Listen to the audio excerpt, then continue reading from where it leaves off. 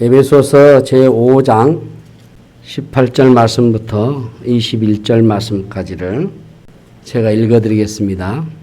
술 취하지 말라. 이는 방탕한 것이니 오직 성령으로 충만함을 받으라. 시와 찬송과 신령한 노래들로 서로 화답하며 너희의 마음으로 주께 노래하며 찬송하며 범사에 우리 주 예수 그리스도의 이름으로 항상 아버지 하나님께 감사하며 그리스도를 경외함으로 피차 복종하라. 아멘. 우리 같이 인사 나누십시다. 옆에 계신 분들과 함께. 당신은 여호와께 복을 받는 자입니다. 미국의 사선 대통령이었던 프랭클린 루스벨트는 어렸을 때 소아마비와 천식을 앓았고요. 시력도 아주 안 좋았어요. 그렇지만 그는 11살 때 잘 이걸 이겨내고 또 하나님을 믿고 하나님께 도움을 구하고 감사하는 삶을 살아 그리고 아버지의 말에 순종해서 결국에는 미국의 위대한 대통령의 한 사람이 됐습니다. 러시아의 대문호 포스트께서는 부모와 아내와 자식이 모두 불행한 죽음을 맞이했음에도 불구하고 자기 또한 간질병으로 평생을 고통받았어요. 하지만 4년의 혹독한 시베리아 유배 생활과 빚쟁이들에게 쫓기는 처참한 처지를 이겨내면서 불후의 명작이었던 죄와 벌을 썼습니다. 프랑스의 수학자요 사상가였던 파스칼은 선천적으로 몸이 허약했고 그의 39년의 인생 중에서 비교적 건강했다 하는 기간은 불과 2년에 밖에 안 됐다고 합니다. 이런 절망적인 상황 가운데서도 그는 항상 고백하기를 내가 찾고 구하는 것은 오직 하나님뿐이다. 육체의 병이 내 영혼의 약이 되었다라고 하면서 내가 하는 지식은 단 하나 주님을 따르는 것이 선이고 주님을 거역하는 것은 악이다. 나는 그저 감사할 뿐이다. 이런 믿음을 갖고 그가 영감이 떠오를 때마다 글을 써서 5년간 924개의 에세이를 남겼는데 이게 그 유명한 팡세입니다.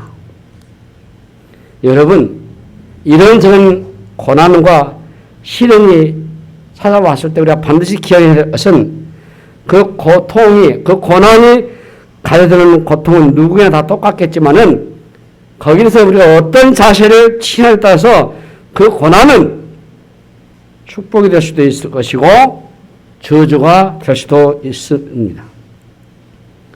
성 어거스틴은 그에 져서 하나님의 도성이라고 하는 책에서 악한 사람은 고통 속에서 하나님을 원망하고 모독하겠지만 선한 사람은 그 고난을 통해서 오히려 하나님을 찾고 하나님을 알고 끝내는 하나님께 감사한다라는 말을 했습니다. 우리 한국 교회는 지금 번영신학과 상황신학이 대두되고 있어서 우리의 개혁주의적인 바른 신앙에 많이 도전을 받고 있습니다. 그래서 혹자는 말하기를 한국 교회는 처참한 종교 개혁을 다시 해야 된다. 굉장히 필요성을 느끼게 되고 저 역시 목사 한 사람으로서 또 하나님의 말씀을 묵상하고 또 말씀을 나누어서 선포하는 목사로서 거기에 동감을 합니다. 지금의 현 시대적인 배경 속에서 우리의 신학이 많이 타락했고 여기에 만문주의, 배금주의, 세속주의 더나 이러한 번영신학은 교회를 강타하고 오히려 성장주의와 번영신학과 상황신학으로 해서 한국교회가 성경과는 멀어지는 안타까움 속에서도 우리가 다시 한번 말씀을 바로잡고 말씀에 서는 그런 은혜가 됐으면 좋겠습니다. 코로나19의 어려울 때에도 특히 오늘 같은 경우는 광주가 70명이 넘고 전남도 한 100여 명이 넘는 이런 확진자 나오면서 계속 3,000명이 넘는 이런 추세된다면은 또 어떤 조치가 취해질지 좀 두려움이 있습니다만은 어떻든지 간에 여러분들이 대면 예배도 하면서 또 혹 비대면으로 온라인 예배를 하면서도 우리 하나님이 주어진 이 시대적인 배경과 삶 속에서 자신을 잘 추스리며 믿음으로 승리해 나가는 이런 다 되시기를 바랍니다. 기도하겠습니다. 하나님 큰 일을 베푸시옵소서. 자비와 인자심을 내려주셔서 우리가 다시 한번 주 앞에 이 어렵고 힘든 시기를 잘 극복할 수 있도록 믿음과 담대함과 용기와 은혜를 허락하여 주시옵소서. 그냥 우리가 감사하고 또 감사할진데 우리 인도하신 하나님 우리를 돌보아 주시옵소서. 오늘도 주의 말씀으로 새로운 도전과 결심을 하게 하시고 그 말씀이 우리에게 순종이 되게 하여 주시옵소서. 감사하고 우리 구주 예수 그리스도의 이름으로 간절히 기도하옵나이다. 아멘. 우리 오늘 본문을 통해서 항상 하나님 아버지께 감사하라. 아버지 하나님께 감사하라. 우리 일상에서 우리가 범사에 어떻게 감사하는 것인가 오늘 말씀 나누려고 합니다. 영성학자였던 게리 토마스가 그의 책에서 이런 말을 했습니다. 감사는 안전벨트와 같다라는 말을 했어요. 사실 운전할 때 우리가 안전벨트는 귀찮게 여겨질 때도 없잖아 있습니다. 매지 않아도 별일 없이 잘 사는 것 같습니다. 그런데 우리가 왜 안전벨트를 맬까요? 언제 사고가 날지 모르기 때문이죠. 사고가 없을 때는 괜찮은데 사고가 나게 되면 큰 차이가 나는 겁니다. 그래서 안전벨트는 기본 안전수칙입니다. 이 감사가 그렇다는 거죠. 감사를 하지 않아도 우리는 그럭저럭 살아갑니다. 근데 삶에 문제가 터지게 되면은 이건 달라져요. 평소에 우리가 감사의 삶을 살아온 사람은 금방 회복을 합니다. 그러나 감사의 삶을 살아오지 않는 사람은 그 사건, 그 문제의 충격으로 인해서 주저앉아 버려요. 평소에 우리가 감사의 삶을 산다는 게 참 중요합니다. 생각보다 감사는 우리의 삶의 많은 부분과 연결되어 있어요. 감사는 감사로만 끝나지 않습니다. 감사의 삶을 살면은 줄줄이 따라오는 게 많은데요. 흔히 기쁘고 즐겁고 행복하고 그리고 평안하고 좋은 인간관계 등의 삶의 변화들은 이 감사로 인해서 찾아오는 선물들일 것입니다. 오늘 우리의 본문은 여러분들이 잘 아는 구절이죠. 이 구절 안에 핵심적인 네 단어가 들어가 있어요. 그 첫 번째가 성령 충만이고 두 번째는 찬송이고 세 번째는 감사고 네 번째는 복종입니다. 자, 이 네 가지는 서로에게 연결되는 주제이기 때문에 어느 하나만 딱 떼서 생각할 수가 없어요. 우리는 평소에 감사합니다. 저도 지금 많이 이 부분에서 이제 우리 총회에서 어떤 청원을 할지는 모르겠습니다만 아직 굳이 나오지 않았지만은 이 추석 감사에 대해서 한번 신학적인 규명이 필요하지 않겠는가. 여러분들 알고 있는 우리 한국 교회 추석 감사절은 11월 셋째 주에 하는데 미국 교회와 똑같습니다. 이게 미국의 선교사들이 우리 한국에 와서 선교를 하면서 이 문화에 이 상황에 맞는 자기들의 그 문화 가져와서 여기 접목시키는 상황신학으로서 추석 감사를 되고 있습니다. 미국의 추석 감사는 우리가 좀 많이 달라요. 그러나 또 그 반면에 반대하는 부분도 많습니다. 여러분 우리가 상식적으로 아는 것은 메이플러를 타고 영국의 청교도들이 미국으로 건너가가지고 그 인디오들 다 제거하고 정착하면서 하나님께 추수감사를 했다고 시작이 됩니다. 그런 긍정적인 면도 있지만은 부정적인 면에서는 많은 자들을 학살하고 죽여내고 피비린 날은 그 사람들이 그 안에는 감춰져 있어요. 이런저런 미국의 추수감사가 한국에 맞아야 되느냐? 추수감사한다면은 우리의 중추절, 추석처럼 또 10월 달에 하면 좋지 않겠느냐? 이런 청원도 없잖아 있습니다. 여러분들이 합격을 하든지 승진하든지 건강하든지 자녀를 얻는다든지 여러 가지 우리 생일만이나 여러 가지 감사 일들이 많아요. 우리 한국 교회가 성경에서 끄집내지 말고 참 헌금 필요하니까 좀 우리 감사합시다 해서 하면 좋겠는데 그렇지 않고 성경에서 끄집어드는 맥주 감사를 해가지고 도입을 시키고 그리고 전망일 때는 보리 추수했으니까 맥주 감사가 내라. 가을에는 벼 추수했으니까 추수가 내라. 이런 식으로 교회 재정을 확립하는 것은 옳지 않다. 이게 신학적인 규명이 필요하지 않겠는가. 한참 젊은 신학들 중에서 우리가 여기에 대한 도전을 합니다. 아직 여기에 대한 불분명한 총의 결이 없기 때문에 우리가 지금은 숙지하고 있지만은 어떻든 저 역시도 우리는 범사에 감사하고 있지 않습니까? 여러 가지 우리가 하나님 앞에 감사하고 살고 있죠. 근데 우리가 감사하고 살자. 나와 간단하겠지만은 감사가 생각보다 이게 간단한 주제가 아닌 것 같아요. 감사는 영적인 상충부에서 일어나는 일인데요. 내가 감사하고 싶다고 감사되는 게 아니에요.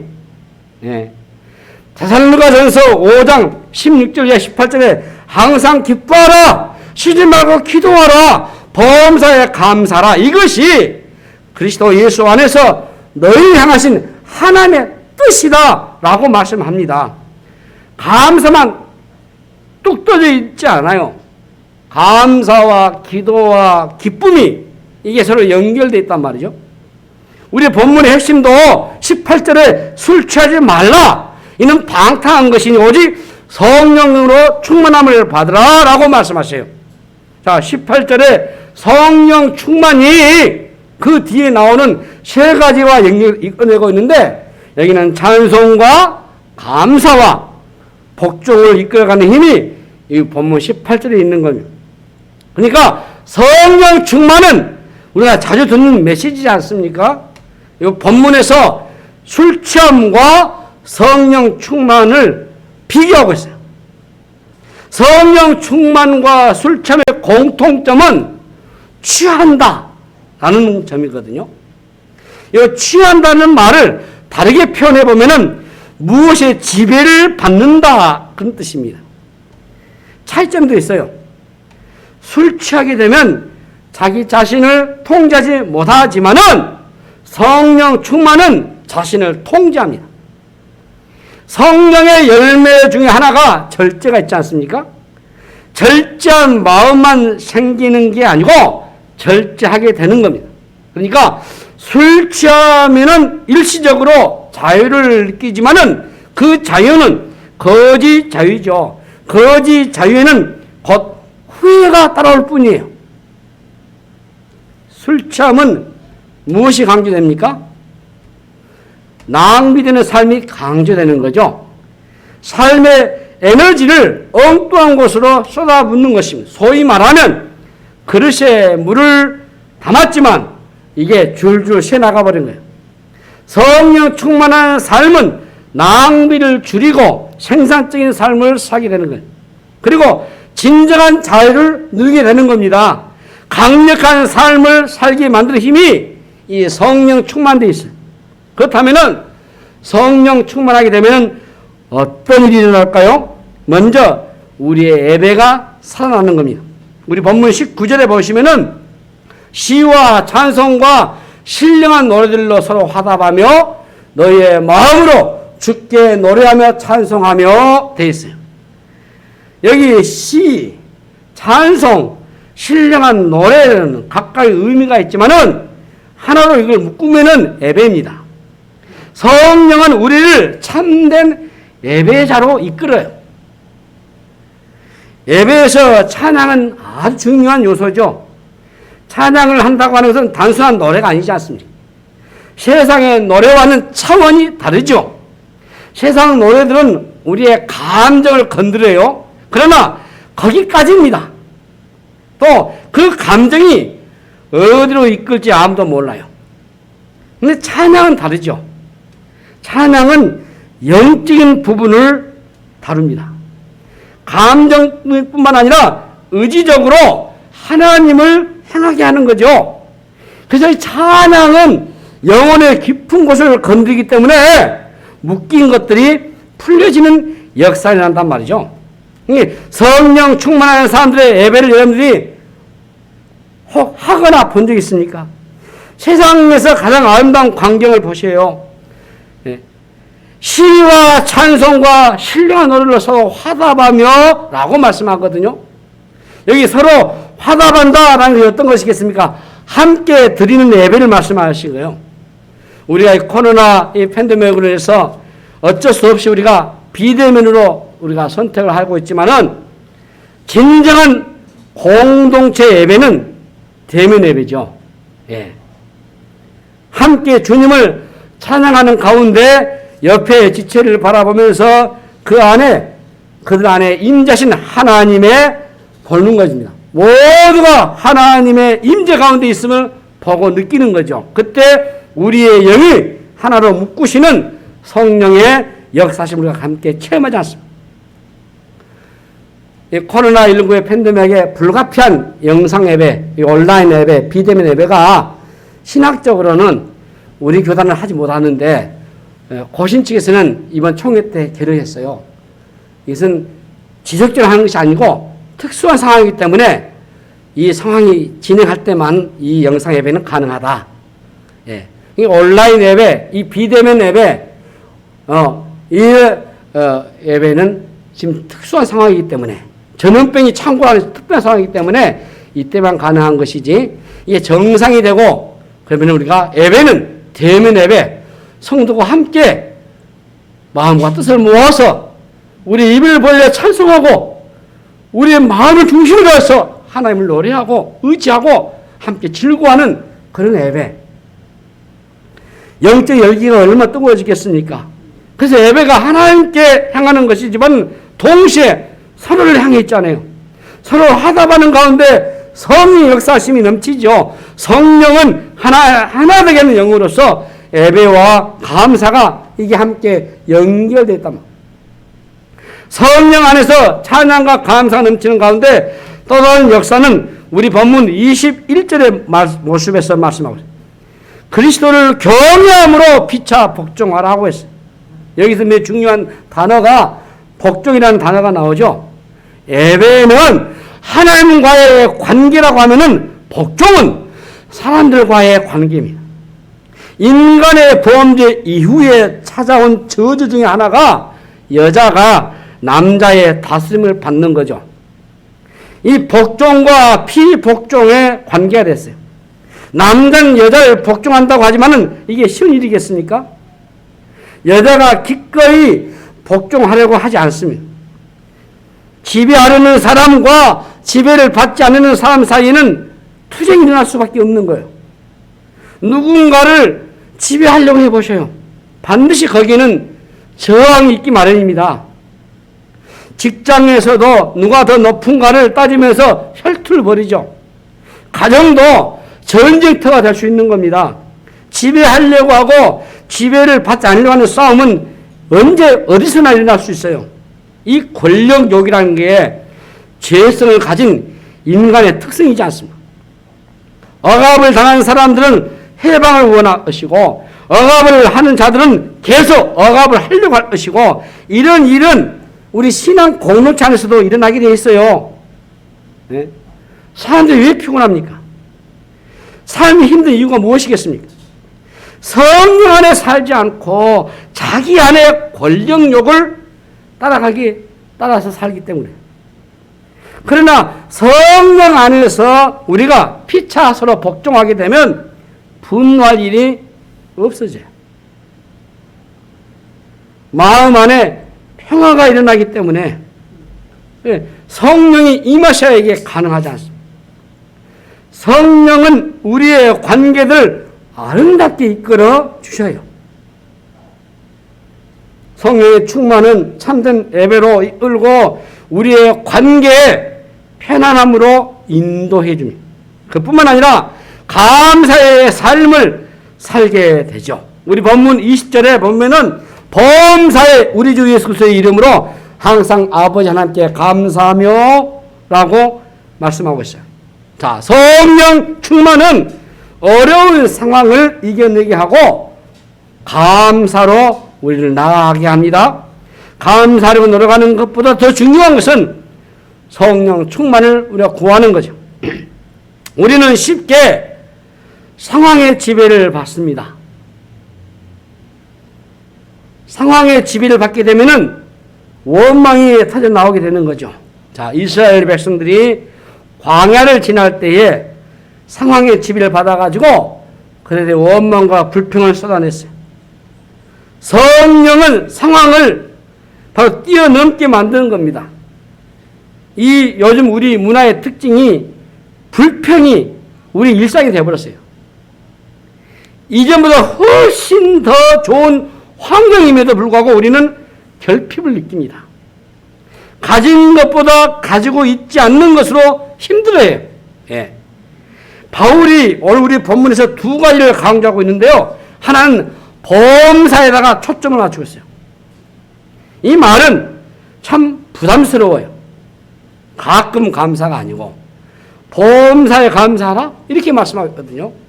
자, 범사에 감사는 무엇을 강조하는 것입니까? 어떤 행동이 아닌 이 삶의 태도를 말씀하신 거거든요. 태도는 하루아침에 이게 이루어진 게 아니에요. 성령 안에서 지속적으로 이걸 노력을 해요. 태도를 바꾸시면 우리 인생이 달라져요. 다른 차원의 인생을 살게 되는 것입니다. 자, 하나님의 뜻, 하나님 앞에서 울다라는 책을 썼던 저자였던 제널드 시처는 1991년 미국 아이다호 시골에서 아내와 어머니와 그리고 네 자녀를 태우고 운전하던 가중에 음주 운전자에 의해서 사고를 당해요. 졸지에 그 자리에서 아내와 어머니와 4살 된 딸을 잃었습니다. 2살 난 딸은 중상을 입었어요. 이 시처는 그 사건이 자신을 영원한 현기증 상태로 몰아넣었다라고 쓰고 있어요. 처음에는 이 이성적인 사고가 불가능했어요. 그 사고가 지난 8년간의 쓰라린 아픈 고통을 겪어오는 상처와 극한 혼란이 만족과 깊은 감사로 바뀌었을 때 고백하는 그 글이에요. 하루아침 이게 되는 게 아니에요. 그런 끔찍한 사고에서 생존하는 사람들은 자신 안에서 일어난 상실을 조금씩 받아들이고 조금씩 마음을 확장하게 하는 거죠. 마침내 삶이 심플해지고 하나님을 아는 능력이 이전에 한 번도 생각하지 못한 그런 경지까지 깊어지는 거죠. 하나님이 한 사람을 한계점까지 늘리고 그의 마음과 생각 속에 이전과는 비교할 수 없는 하나님의 은혜를 부어 넣으셔요. 오직 고난을 통해서만 하시는 일이 따로 있어요. 이럴 때 나오는 결론은 그저 감사한 것뿐이에요. 예. 이런 고난을 통해서만 이루어지는 일을 고난이 아니면 도무지 경험할 수 없는 독특한 은혜가 우리 안에 있지 않습니까? 깊은 고통 속에서도 결국 감사할 수밖에 있는 힘이 성령 안에서만 가능하죠. 예. 우리 본문 20절에서 특별히 눈에 들어오는 부분이 우리 주 예수의 이름으로 항상 아버지 하나님께 감사하며 이 감사의 대상이 분명히 있어요. 감사는 여러분 일시적으로 하나님께 하는 게 아니에요. 그런 면에서 우리가 감사 아무나 할 수 있는 게 아니잖아요. 1차적으로 하나님께 감사하는 거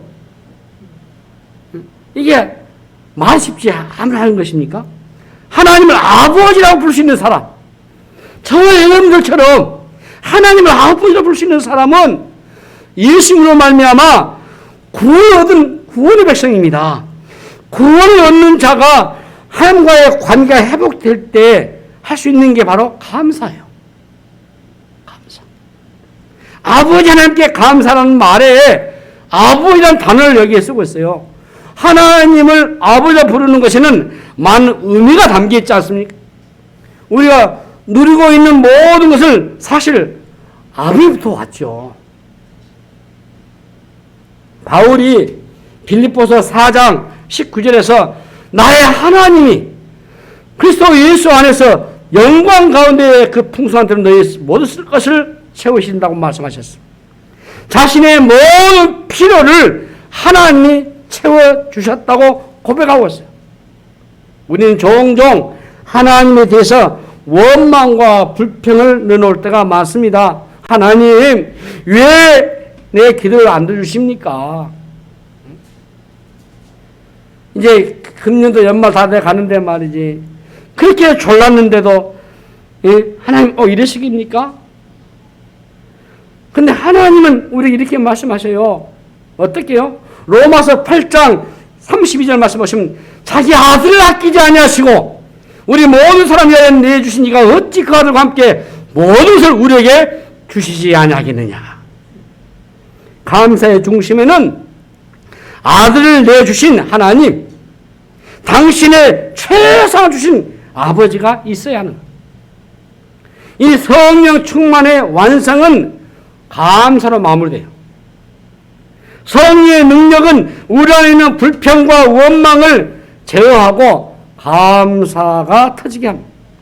왜 감사는 어렵고 원망과 불평은 쉬울까요? 원망과 불평은 본성적이기 때문에 그래서 가만히 있으면 이게 자연스럽게 나옵니다. 하나님을 알지 못했을 때 삶의 특징이 무엇이겠습니까? 로마서 1장 21절에 보시면은 하나님을 알되 하나님을 영화롭게도 아니하며 감사하지도 아니하고 오히려 그 생각이 허망하여지며 미련한 마음이 어두워졌다고 말씀하고 있어요. 그러니까 원망과 불평을 잘하는 사람의 특징은 자기중심적이에요. 성령이 충만하게 되면은 하나님의 관점으로 보는 눈이 열리게 되어 있습니다. 해석이 달라지는 거예요. 예. 과거의 상처에서 빠져나오지 못하는 사람도 있어요. 참 많습니다. 상처는 현재와 미래의 삶을 매우 이틀없게 만들어요. 왜 과거의 상처가 아물지 않습니까? 그 사건이 해석이 잘 안 되기 때문에 그렇지 않겠어요? 자, 구약의 요셉은 어떻습니까? 형들로 인해서 깊은 상처를 그가 입습니다. 그러나 요셉은 과거의 상처에 시달리지 않아요. 어떻게 그게 가능하겠어요? 요셉은 자신을 가해한 형들의 악한 행위보다도 하나님의 손길을 더 크게 보았단 말이죠. 상처를 입은 사람의 특징은 이 피해자 의식이 있는 겁니다. 어떤 분들은 부모에 대한 피해 의식이 일평생 사라지지 않는다고 그래요. 제가 가끔 TV에서 그런 상담하는 것을 얘기를 보고 들으면 그럴 수 있겠다. 심리학에서도 공부해보면 그럴 수 있겠다. 그걸 이제 넷째 치유를 해 주셔야 돼요. 깊은 내면 안에 부모에 대한 원망과 불평이 쫙 깔려있거든요, 이게. 자신 입은 상처에서 벗어나지 못하고 자신 입은 상처를 계속 부풀려요. 억울하고 기분 나쁜 추억을 수시로 이게 소환하고 그때마다 원망은 깊어질 것이고 분노의 감정에 시달리게 돼 있어요. 자신은 죄가 없다고 하면서 자기 의를 주장하는 거예요. 요셉의 삶에서는 다른 점이 보여요. 그에게는 원수까지도 품어내는 공간이 있어요. 이게 어떻게 가능하느냐? 많은 사람은 피해자인 나와 가해자인 너만 있기 마련이에요. 거기에는 피할 공간이 없어요. 그러나 하나님을 우리가 모셔오게 되면은 품을 수 있는 공간이 생겨요. 원수같이 보였는데도 하나님을 모셔오게 되면 이게 달라진단 말이에요. 하나님을 모시는 삶은 여유가 있기 마련이에요. 악바리로 사는 사람을 만나본 적이 혹시 여러분 있습니까? 왜 이렇게 악을 쓰며 살아갑니까? 내 힘으로 이겨내야 하니까 악을 쓸 수밖에 없는 거예요, 이게. 고래고래 소리 지르며, 특히 검은 소리를 해가며, 저게 가능하냐? 전화기라도 막, 이게 가능하냐? 하나님 없는 자의 삶 모습 아니에요? 그냥 우리는 그럴 이유가 하나도 없어요. 여러분, 로마서 8장 28절에 우리가 알거니와 하나님을 사랑하는 자, 곧 그때의 뜻대로 부르시는 자들에게는 몽시 합력하여 선을 이룬다고 분명히 말씀하셨어요. 이 구절을 하나만 붙잡아도 우리를 얼마나 넉넉하게 만들어줍니까? 응? 마치 이긴 게임을 다시 보는 것 같지 않습니까? 괜히 질 줄 알고 소리를 지르고 심지를 내는 것이 부끄러지지 않아요. 이 로마서 8장 28절의 이 말씀은 하나님이 당신의 백성을 위하여 일하고 계신다고 하는 것을 보여주는 거 아닙니까? 하나님이 일하시면 완전하시거든요. 하나님은 멋진 매듭을 지으시는 분이셔요. 우리의 삶에 어려운 일이 일어나지 않는 게 아니에요. 뭔지 잘 될 거라는 단순한 경례도 아니에요.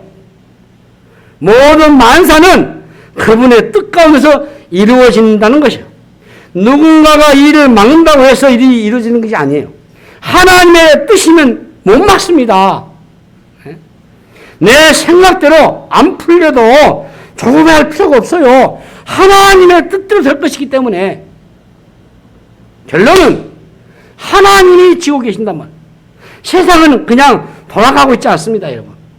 하나님은 어디에나 계시고 어디서나 일하고 계셔요. 숲과 나무가 우거진 자연에 가면 기쁨이 막 밀려오지 않습니까?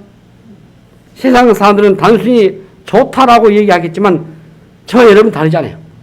우리는 그곳에서 하나님의 그 세심한 손길, 응? 그 하나님의 그 솜씨를 우리가 보지 않습니다. 느끼잖아요. 이 농부들의 가을에 결실을 보면 감동하지만은 우리는 결실 그 자체로 감동하는 사람들이 아니에요.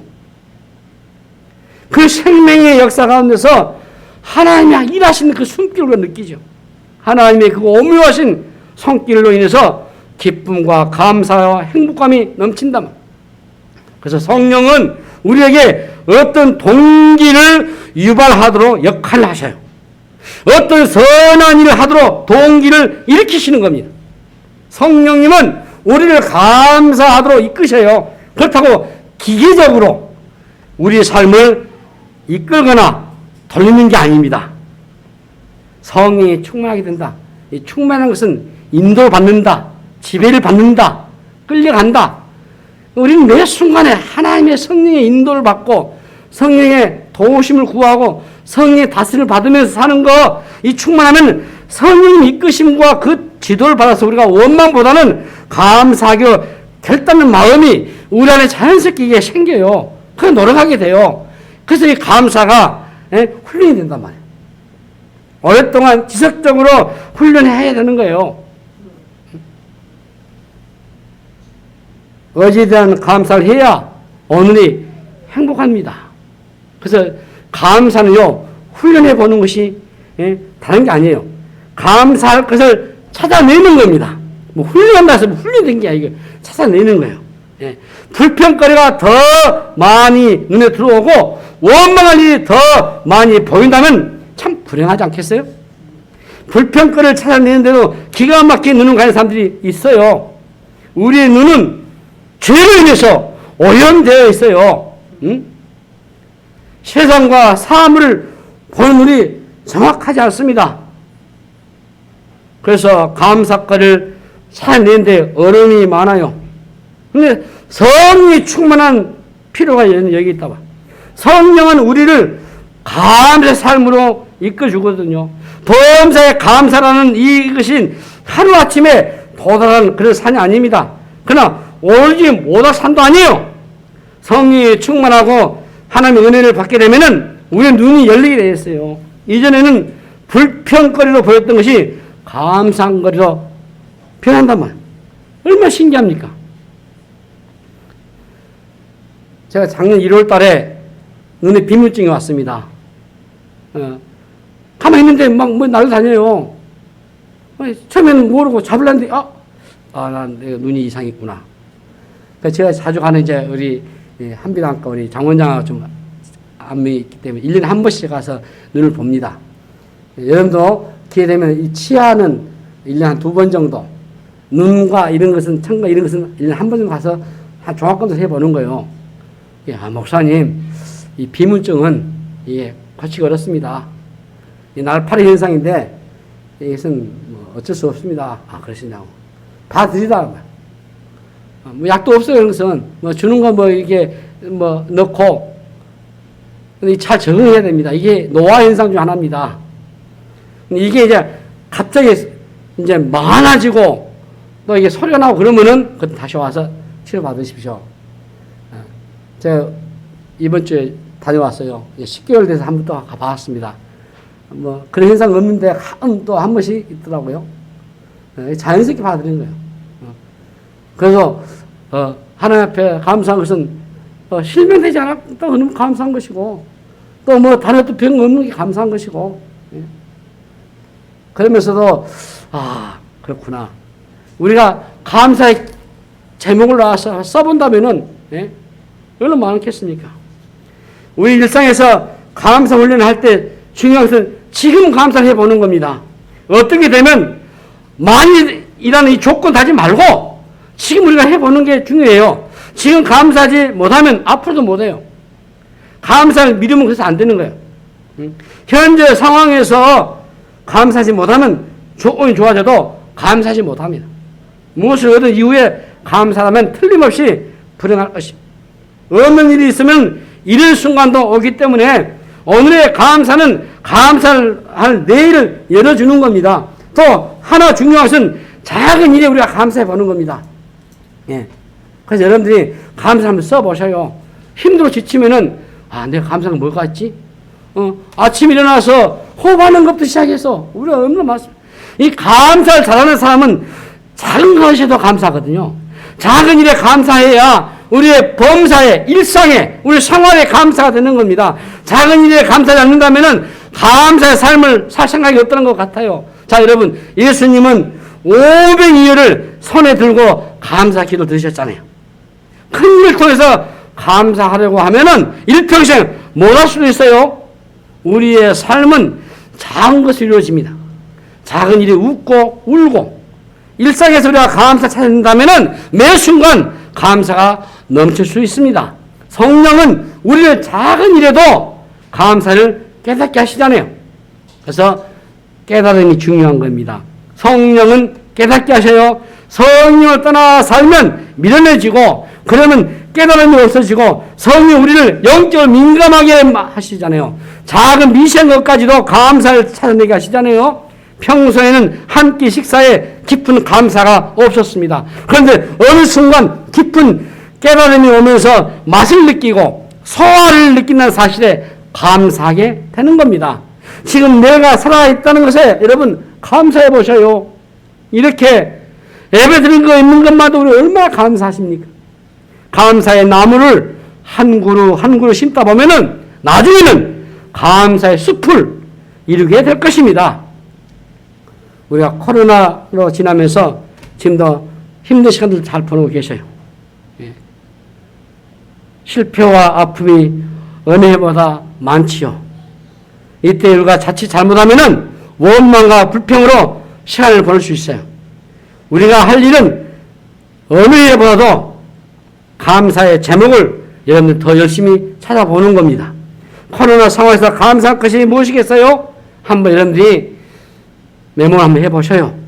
감사는 구체적으로 해야 합니다. 코로나로 인해서 가던 길을 멈추게 하셨어요. 신호에 막혀서 차가 막힐 때 답답하고 초조합니다. 그러나 그 멈춤이 숨을 고르게 하게 하고 생각나지 못하게 했던 것을 생각나게 하지 않습니까? 멈춤을 통해서 우리 자신을 좀 더 돌아보게 하신 것은 감사하셔야 돼요. 그동안 여러분의 가정에 함께 시간을 보내지 못하고 바쁘게 지내왔잖아요. 하지만 이제 여러분의 가정의 소중함도 다시 한번 돌아보게 하고 말이죠. 어려운 가운데서도 지금까지 인내하면서 살아올 수 있었던 것에 감사해 보시기를 바라고, 그래서 이 성령 충만한 삶은 우리의 삶에 완전한 변화를 가져오는 것입니다. 성령이 이끄시는 삶을 살아가셔야 돼요. 그러면 우리의 예배가 살아날 것이고 우리의 인간관계가 풀어질 것이고 성령이 충만함이게 되면 감사 충만할 것이고 범사에 감사하는 삶은 그야말로 무적의 인생이 될 것입니다. 그래서 무엇이든지 감사로 시작하시고 그리고 감사로 매듭을 잘 짓는 그리스도인이 다 되시는 은혜가 되시기를 주님의 이름으로 축복합니다. 하나님 아버지 감사합니다. 우리의 범사 일상에 감사는 우리의 삶이 되게 하시고 하나님께만 영광이 되게 하여 주시옵소서. 감사 우리 구주 예수 그리스도 이름으로 간절히 기도하옵나이다. 아멘.